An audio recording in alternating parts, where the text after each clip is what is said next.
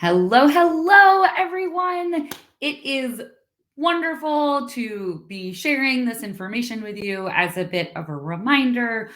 It was so amazing to meet you and work with you a few weeks ago when we were all in New Jersey. I hope everybody had safe and smooth travels back to where you were headed to, and home, and travels and holidays and all sorts of things. I hope it's going well. I wanted to take a few moments to record, put together a video as a reference for all of us as we are moving forward, because that was a lot that we covered in 3 days, and there are a lot of moving pieces as part of this project. And so just to have kind of a one stop reference point that you can come back into and check, and different pieces like that. So with that, let me see if I can get to where you are. Excellent. So this is our sort of post-June FTI workshop, recording, synthesis, different things that are good to have kind of a top of mind or some details to have. So first and foremost, this is important, stipends and reimbursements. So as a reminder, for those of you that have already done this, thank you, thank you, thank you. For those that have not quite gotten to it yet, don't worry. Please just make sure that you complete all of these forms so that we can get you your stipends. So there are 3 parts to the stipend. One will come post the FTI, which you have done. That was like completing the survey and going through the whole FTI. Another will come post implementation. So after you run the materials with your students in the upcoming semesters, you've completed the survey, you've completed all those pieces, you've given us the artifact of your students' portfolios, then we will send you the second stipend. And by we, I mean the College of New Jersey. And then the final one will come post that implementation focus group, where you will share out your thoughts, comments, suggestions, all the things in sort of real speak rather than through surveys or files or things like that. So just as a reminder, those are the 3 points along the way in which we are so excited to send you your stipends as deep appreciation for everything that you are doing for this research project. But in order for the College of New Jersey to send you your stipend, they need all 4 of these forms. Mel talked about these on the last day when we were together a couple weeks ago at the College of New Jersey. But just as a reminder, all of these you can access from that document in your cohort, like in your fall 2024 cohort Google folder that we created for you. And there are 4 forms. So one is the TCNJ ICR short form. Mel pre-populated some of those pieces.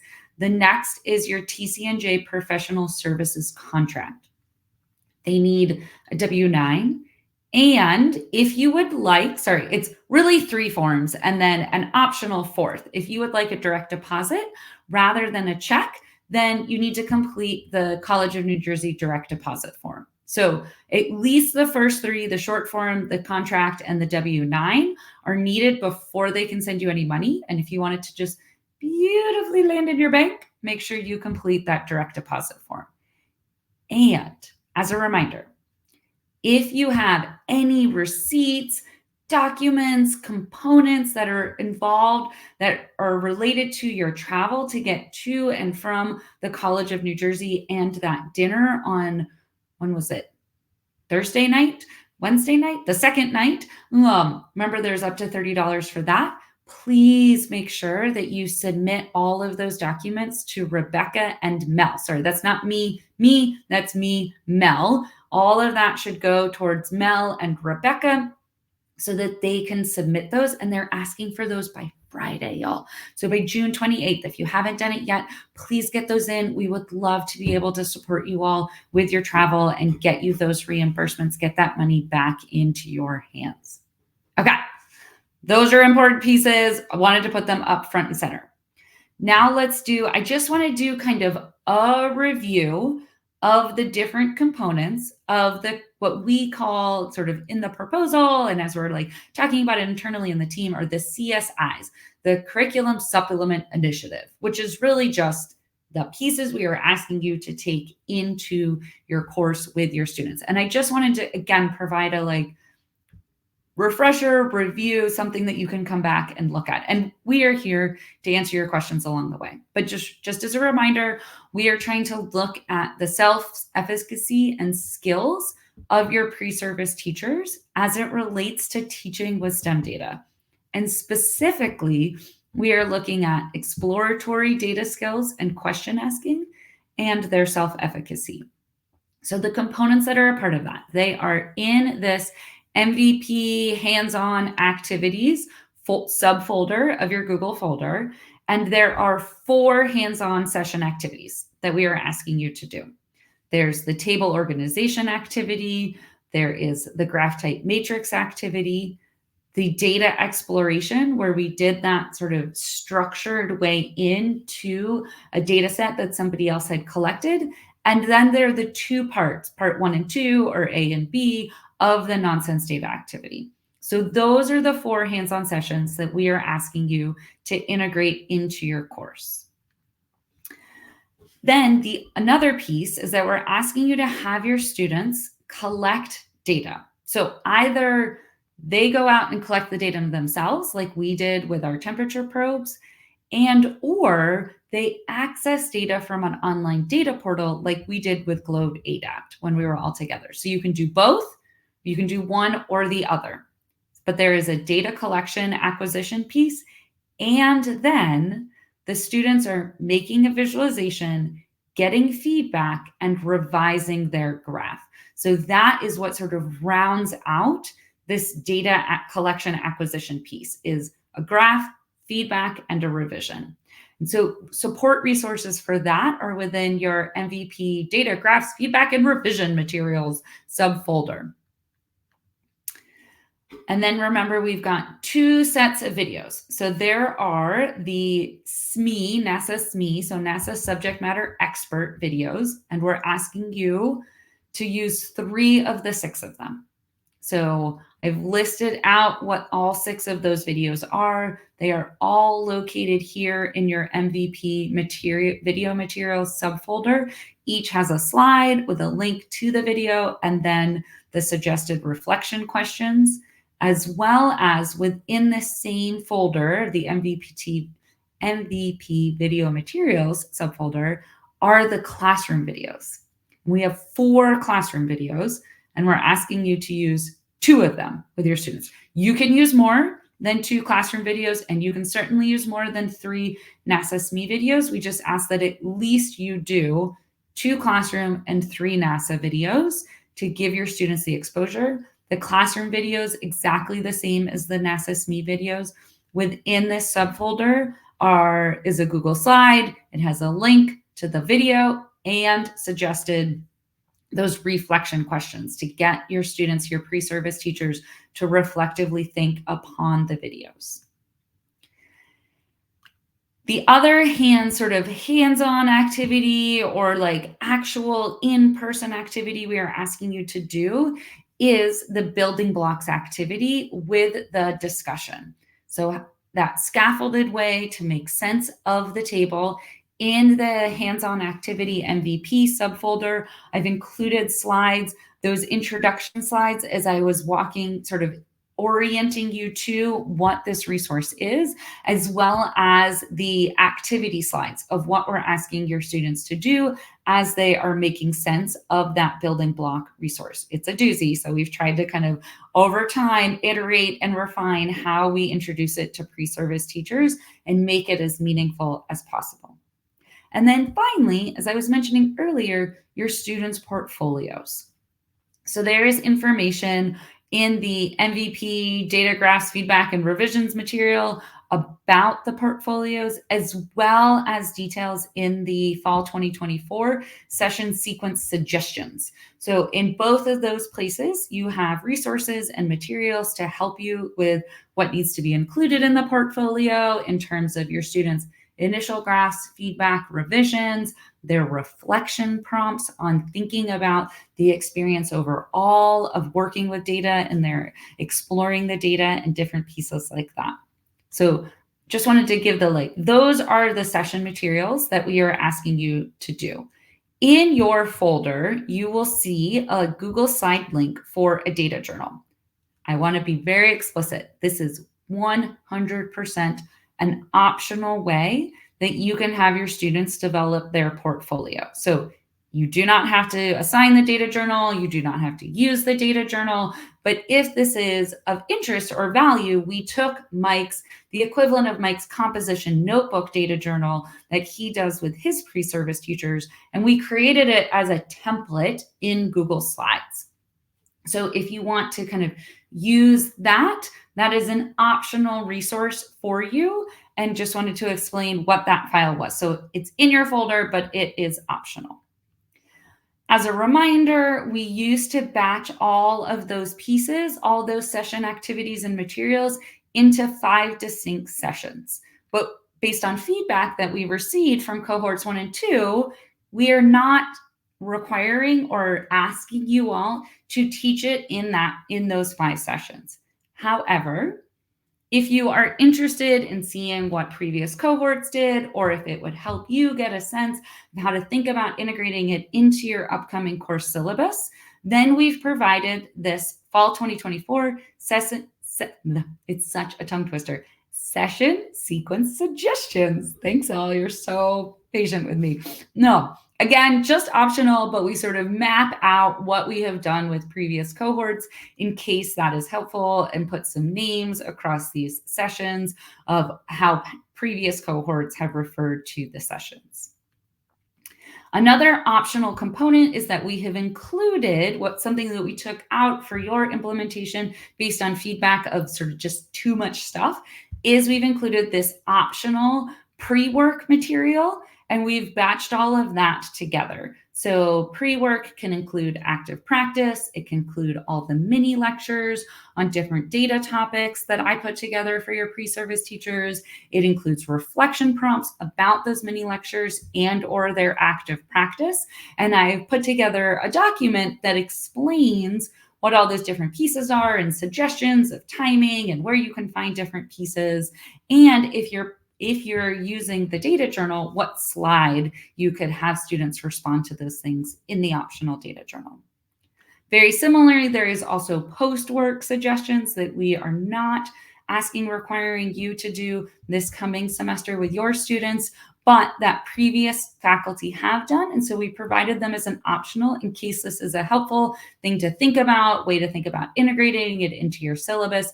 These are reflection prompts to help students dive deeper into their content application about the session activities and or mini lectures and or classroom videos, SME videos, different things like that. So we have included those as a resource document if you're interested. And then finally, what we're asking is that you complete this instructor activity checklist, both as you are planning out your syllabus, out your course to integrate these curriculum pieces in, those hands-on session activities in the portfolio and all of those different pieces, as well as use it as a kind of tracking guide throughout the course, throughout your course of when did you actually do it, and any notes about changes that you made to the items, to the instruments, things like that. I tried to note when things are optional, as in options, and then when they are like, these are the hands-on activities, this is what we're asking you to do, different pieces like that in here. If you have any questions about the checklist as you are planning and or moving forward, please reach out, happy to help. Okay, so on that activity checklist, we could see a couple things that were in green. And just as a reminder, we're using green to denote the research and evaluation components of the project, because this is part of an NSF research project. And so thank you for everything you are doing with regards to that. Because the only way we will know if we are shifting, making an impact on your pre-service teachers' exploratory data skills, question asking skills, self-efficacy, is if we get some feedback and some resources from them. So the things that we need to include are there are these different instruments for your students to take. Oh, and I didn't put in the minutes. I will add those into the email. So apologies for that. So they are the exploratory data skill instrument. You can find a link to that instrument in the Advised Student Assessments file that Mel will be putting into your folders. You can get a direct link to it. Remember, there's a version A and a version B, and Mel has all this great information about how to randomly assign your students the A version or the B version. There is a question asking instrument that is also included, direct link to that from this resource. The self-efficacy instrument, again, direct link to it. And as I said, I will be adding the minutes, I'll be updating the minutes, and I'll make sure, I'll ask Mel also to include that in this Advised Student Assessments file that will be coming into your Google folders.